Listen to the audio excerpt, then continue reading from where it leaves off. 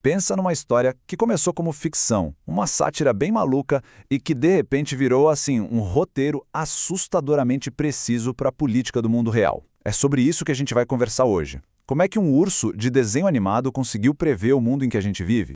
E o nosso protagonista é esse aqui, o Aldo, um ursinho digital bem barulhento, super irreverente. O que começou ali, sabe, como uma piada meio sem graça, acabou virando um símbolo de uma coisa, nossa, muito, mas muito maior. Para a gente entender essa loucura toda, nosso caminho vai ser mais ou menos este. Primeiro, a gente vai ver quem é esse tal de Waldo, o candidato de desenho. Depois, como é que essa ficção virou a nossa realidade. A gente vai mergulhar na ideia de uma cólera desgovernada que alimenta tudo isso. E claro, falar da famosa máquina de dopamina e de quem são os engenheiros do caos por trás de tudo. Beleza? Então vamos lá. A história toda começa, na verdade, no episódio da série Black Mirror, lá de 2013. E o Aldo? Bom, ele é a estrela de um talk show bem ruinzinho, famoso por ser grosseiro pra caramba.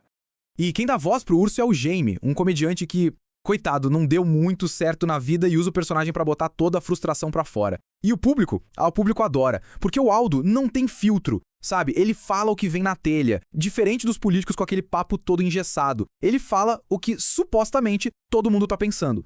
Aí vem o ponto de virada. Acontece um debate político. E um candidato tradicional, um tal do Leon Monroe, tenta acabar com a raça do Aldo. Ele fala que o urso é uma farsa, uma piada que está acabando com a democracia. Ele tenta apelar para a seriedade, né? Só que o Waldo, quer dizer, o Jamie por trás dele, devolve um golpe que é simplesmente devastador. Ele não ataca as propostas do Monroe, não. Ele ataca a autenticidade dele. Ele basicamente diz que todos os políticos são de mentira, são mais falsos que um boneco de computação. E essa ideia, nossa, explode na cara de todo mundo. É questão de minutos. O vídeo viraliza de um jeito absurdo. Milhões de views, likes, compartilhamentos. De repente, o Waldo deixa de ser uma piada e vira o porta-voz dos indignados. Ele não precisa de proposta nenhuma, só precisa de raiva. Ele vira o canal perfeito para esse sentimento contra o sistema. E o final dessa sátira é bem sombrio. Anos se passam e o Jamie, o criador de tudo, vira um morador de rua. E o mundo tá com o rosto do Aldo estampado em tudo quanto é lugar. Uniforme de soldado, avião de guerra, outdoor com palavras vazias tipo mudança, esperança. Aquilo que era contra o sistema virou um novo sistema. Um sistema autoritário de ferro. Parecia um baita exagero, né? Coisa de ficção, bem distante da gente. Só que aí, a realidade resolveu imitar a arte de um jeito que, olha, ninguém podia imaginar. Olha só a linha do tempo. Em fevereiro de 2013, o episódio do Waldo parecia uma loucura. Aí, pulamos para 2016. A campanha do Brexit começa a usar umas táticas bem agressivas, mirando na elite. Poucos meses depois, quem aparece? Donald Trump, uma celebridade de reality show, vira presidente dos Estados Unidos com um discurso de humilhar os adversários. De repente, o urso azul parece estar em todo lugar. Ok, mas qual é o combustível para esse motor todo? De onde vem essa energia? A resposta parece estar num conceito bem forte. Uma raiva, uma cólera que foi se acumulando e que agora está totalmente sem controle. Tem um filósofo, o Peter Sloterdijk, que fala de uma coisa chamada bancos de cólera. A ideia dele é bem interessante.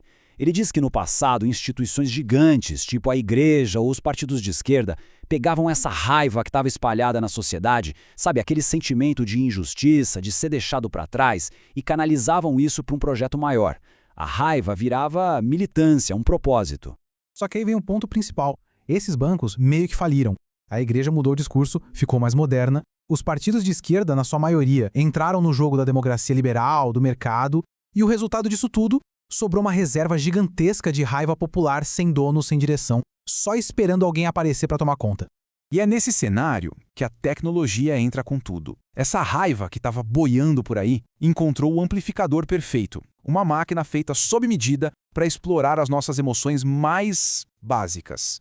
E se tem uma coisa que deixa isso bem claro, é uma fala do Sean Parker, o primeiríssimo presidente do Facebook. Ele admitiu com todas as letras que as redes sociais foram criadas para explorar uma fraqueza da psicologia humana, a nossa necessidade de ser validado o tempo todo. O mecanismo é esse, ó. A gente tem essa necessidade de aprovação, aí posta alguma coisa, vem uma curtida e isso libera uma dosezinha de dopamina no cérebro, que é o hormônio do prazer. Pronto, a gente fica viciado e quer mais, sempre mais. É uma máquina que nos mantém num estado de carência o tempo todo. E a dimensão disso tudo é absurda. a média é de mais de 2.600 toques na tela do celular por dia, por pessoa. Isso não é um comportamento de quem está relaxado, né? É de quem está o tempo todo buscando a próxima recompensazinha, a próxima dose de validação. E esse ciclo vicioso deixa a gente como?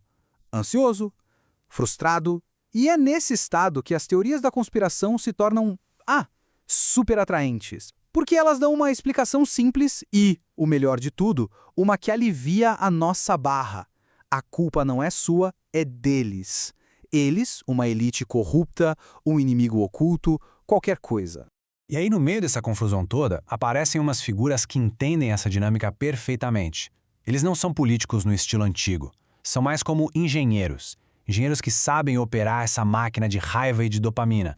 E isso acontece no mundo todo. Olha só, na Itália, a equipe do Matteo Salvini tinha um algoritmo, a Besta, que testava qual mensagem causava mais briga para poder bombar ela. No Brasil, a gente viu os disparos em massa de WhatsApp com fake news na campanha do Jair Bolsonaro. Na Alemanha, a extrema-direita mexendo nos resultados de busca do Google. A tática é a mesma, só muda o endereço.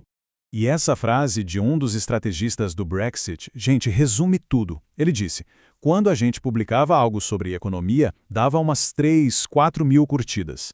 Agora, quando tinha um fator emocional, aí vinha 400, 500 mil curtidas. A moeda da nova política não é a razão, é o engajamento emocional, custe o que custar. Então, a estratégia é terrivelmente simples. Primeiro passo, usar os dados para descobrir o que deixa as pessoas com mais raiva.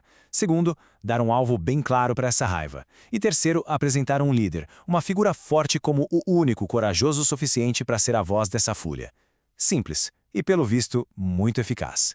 Isso mostra perfeitamente a virada de chave, né? A gente saiu da política dos debates, das propostas, que passava pela mídia tradicional, e entrou na política do engajamento emocional, que é amplificado por algoritmo. O objetivo não é mais criar um consenso, o objetivo é canalizar a raiva. Dá para dizer que o populismo moderno é o casamento perfeito entre a cólera humana e a inteligência artificial. E tudo isso deixa a gente com uma pergunta no ar, né? Se a matéria-prima é a nossa raiva, e o motor que processa tudo isso são os algoritmos que a gente usa todo santo dia, quem é que está de verdade dirigindo esse carro? Quem está no controle? A resposta talvez seja bem mais incômoda do que a gente gostaria.